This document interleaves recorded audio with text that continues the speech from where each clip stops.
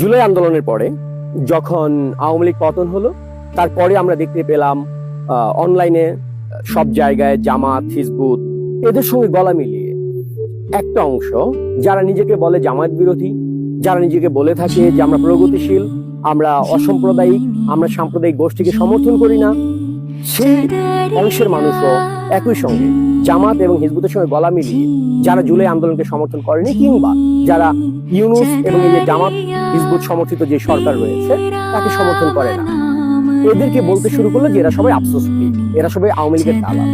কারণ এরা এখন জুলাই আন্দোলনের সমর্থন দিচ্ছে না, এরা হিজবুত জামায়াত সমর্থিত ইউনূস সরকারকে সমর্থন দিচ্ছে না, এই কারণে তারা আফসোস প্লিট, কারণ তাদের অবস্থান কোনো না কোনো ভাবে আওয়ামী লীগকে বেনিফিট করতেছে। তো আমার কথা হচ্ছে এখানটায় যে ধরেন আমার অবস্থানের কারণে কোনোভাবে আওয়ামী লীগ লাভবান হচ্ছে, আমার আজকের অবস্থান, তো সেই জায়গা থেকে যারা জুলাই আন্দোলন করলেন, জামাত এবং হিজবুত আয়োজিত যেই একটা আন্দোলন খেলা ছিল, আপনারা যারা সমর্থন করলেন, আপনাদের সমর্থনের কারণে লাভবান হলো জামাত এবং হিজবুত। তারা আজকে বাংলাদেশ দখল করলো, তারা বাংলাদেশের সবচেয়ে ক্ষমতাসীন ক্ষমতাশালী একটা অংশ যারা বাংলাদেশকে নিয়ন্ত্রণ করছে। তো আপনাদের সমর্থনের কারণে আজকে জামাত এবং হিজবুত লাভবান, তারা আজকে রাষ্ট্র ক্ষমতায়। তো যারা যারা আন্দোলনকে সমর্থন না করায় আওয়ামী লীগ লাভবান হয়েছে বলে আপনারা তাদেরকে আওয়ামী লীগের দালাল বলেন, তাহলে আপনাদের সমর্থনের কারণে জামাত হিজবুত লাভবান হয়েছে, আপনাদেরকে কেন জামাতের দালাল বলা যাবে না? কেন আপনাদেরকে দেশদ্রোহীদের দালাল বলা যাবে না? কেন আপনাদেরকে একাত্তরের যুদ্ধাপরাধীদের দালাল বলা যাবে না? কেন আপনাদেরকে বলা যাবে না? একটু আমাকে ক্লিয়ার করেন এই জায়গাটা।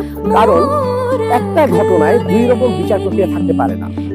যেই যুক্তিতে আপনি এই সরকার বিরোধীদেরকে আওয়ামী লীগের দালাল বলছেন কিংবা আফসোস লীগ বলছেন, ঠিক একই যুক্তিতে আপনি লাভবান করেছেন জামাত এবং হিজবুতকে, আপনি কেন তাহলে জামাত এবং হিজবুতের দালাল হিসেবে স্বীকার করছেন না?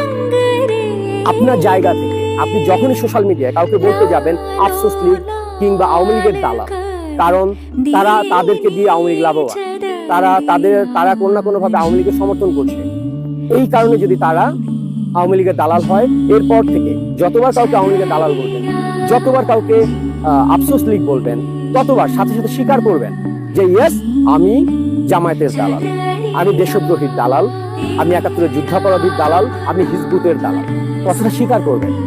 কারণ আপনি যেই হন না কেন, আপনার ভেতরে যে গোপন আইডিওলজি আছে সেটাকে স্বীকার করুন। আপনি যখন আমাকে আফসোস লীগ বলছেন কিংবা আওয়ামী লীগের দালাল বলছেন, আমি মেনে নিচ্ছি, কারণ আমাকে দ্বারা কোনো না কোনোভাবে আওয়ামী লীগ লাভবান হচ্ছে। আপনাকে দিয়ে জামাত লাভবান হয়েছে, আপনাকে দিয়ে হেফাজত লাভবান হয়েছে, আপনাকে দিয়ে হিজবুত লাভবান হয়েছে। স্বীকার করুন আপনি হিজবুতের দালাল, আপনি সাম্প্রদায়িকের দালাল। ধন্যবাদ।